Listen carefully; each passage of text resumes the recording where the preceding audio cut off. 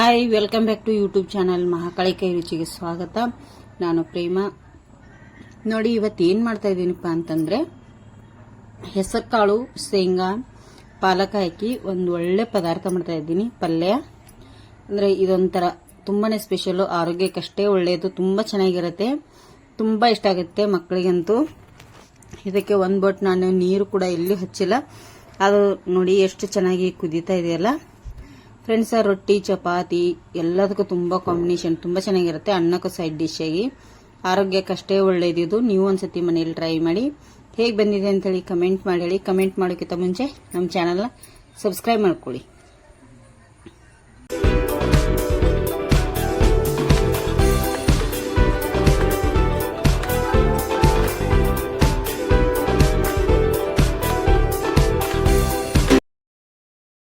ನಾನಿಲ್ಲಿ ಪದಾರ್ಥ ಮಾಡಲಿಕ್ಕೆ ಈಗ ಒಂದು ಬಾಣಲೆ ಇಟ್ಟಿದ್ದೇನೆ. ಇದಕ್ಕೆ ಒಂದು 2 ರಿಂದ 3 ಟೇಬಲ್ ಸ್ಪೂನ್ ಅಷ್ಟು ಎಣ್ಣೆ ಕೂಡ ಹಾಕ್ತಾ ಇದ್ದೀನಿ. ನೋಡಿ, ಇಲ್ಲಿ ಎಣ್ಣೆ ಕಾಯಿಲಿ ಫ್ರೆಂಡ್ಸ್. ಅಷ್ಟರಲ್ಲಿ ನೋಡಿ, ಇಲ್ಲಿ ಎಣ್ಣೆ ಕೂಡ ಕಾದಿದೆ. ಇಲ್ಲಿ ಕರಿಬೇವು ಕೂಡ ಹಾಕ್ತಾ ಇದ್ದೀನಿ. ಇದಕ್ಕೆ ಸಾಸಿವೆ, ಜೀರಿಗೆ ಏನು ಬೇಡ ಫ್ರೆಂಡ್ಸ್. ಇಲ್ಲಿ ಸಣ್ಣದಾಗಿ ಕಟ್ ಮಾಡಿಟ್ಟಿರೋಂಥ ಈರುಳ್ಳಿ ಕೂಡ ಹಾಕ್ತಾ ಇದ್ದೀನಿ. ನೋಡಿ, ಸಣ್ಣದಾಗಿ ಚೆನ್ನಾಗಿ ಕಟ್ ಮಾಡಬೇಕು, ಸಣ್ಣದಾಗಿ. ಈಗ ಇದನ್ನು ಸ್ಲೋ ಉರಿಯಲ್ಲಿ ಒಂದು 2 ರಿಂದ 3 ನಿಮಿಷ ಫ್ರೈ ಮಾಡ್ಕೊತೀನಿ.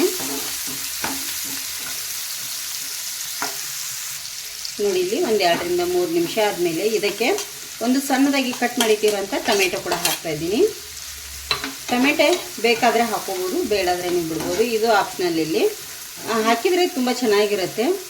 ರೊಟ್ಟಿ, ಚಪಾತಿಗೆ ಅದು ಇದು ಸೂಪರ್ ಆಗಿರುತ್ತೆ. ಇದರದ್ದು ಗ್ರೇವಿ ಕೂಡ ಮಾಡ್ತಾರೆ. ನಾನಿಲ್ಲಿ ಇವತ್ತು ಗ್ರೇವಿ ಮಾಡ್ತಾ ಇಲ್ಲ. ರೊಟ್ಟಿ, ಚಪಾತಿಗೆ, ಜೋಳದ ರೊಟ್ಟಿ ಆಗಲಿ, ಅಕ್ಕಿ ರೊಟ್ಟಿ ಆಗಲಿ ಎಲ್ಲದಕ್ಕೂ ತುಂಬ ಚೆನ್ನಾಗಿರುತ್ತೆ. ಇದು ಸಾಫ್ಟಾಗಿ ತುಂಬಾ ಟೇಸ್ಟಿಯಾಗಿರುವಂಥ, ಆರೋಗ್ಯಕ್ಕೂ ಅಷ್ಟೇ ಒಳ್ಳೆಯದು ಇರುವಂಥ. ನೋಡಿ, ಇಲ್ಲಿ ರುಚಿಗೆ ತಕ್ಕಷ್ಟು ಉಪ್ಪನ್ನು ಕೂಡ ಈಗಲೇ ಹಾಕ್ತಾ ಇದ್ದೀನಿ ನಾನು. ಸ್ವಲ್ಪ ತರಕಾರಿ ಒಳಗಡೆ ಹಾಕಿದರೆ ಚೆನ್ನಾಗಿರುತ್ತೆ. ನೋಡಿ, ಈಗ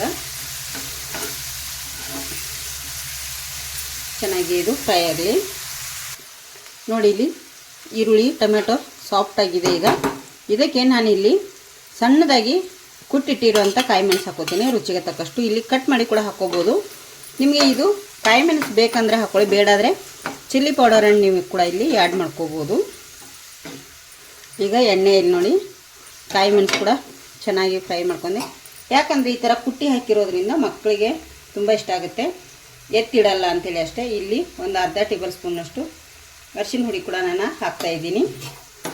ಅದನ್ನು ಕೂಡ ಎಣ್ಣೆಯಲ್ಲಿ ಫ್ರೈ ಮಾಡ್ತಾಯಿದ್ದೀನಿ. ನೋಡಿ, ಪಾಲಕ್, ಹೆಸರು ಕಾಳು ಹಾಕಿ ಪಲ್ಯ ಮಾಡಿದರೆ ತುಂಬ ಅಂದರೆ ತುಂಬ ಚೆನ್ನಾಗಿರುತ್ತೆ ಫ್ರೆಂಡ್ಸ್, ಸೂಪರಾಗಿರುತ್ತೆ.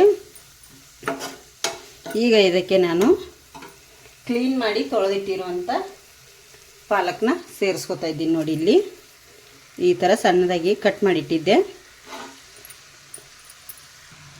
ಫ್ರೆಂಡ್ಸ. ನೋಡಿ, ಇದನ್ನೀಗ ಎಲ್ಲ ಇದನ್ನು ಎಣ್ಣೆಯಲ್ಲಿ ನಾವು ಫ್ರೈ ಮಾಡಬೇಕಾಗುತ್ತೆ. ಸೊಪ್ಪನ್ನು ಕೂಡ ಚೆನ್ನಾಗಿ ಇದರೊಳಗಡೆ ಸೊಪ್ಪೀಗ ಎಲ್ಲ ಚೆನ್ನಾಗಿ ನಾವು ಫ್ರೈ ಮಾಡ್ಕೋಬೇಕು. ಒಂದು 2 ನಿಮಿಷ ಆದರೂ ಎಲ್ಲ ಹೊಂದ್ಕೊಳ್ಳೋ ರೀತಿ ನಾವಿಲ್ಲಿ ಫ್ರೈ ಮಾಡ್ಕೊಳ್ಳಿ. ನೋಡಿ, ಈ ಥರ ಈಗ ಫ್ರೈ ಆಗಿದೆ.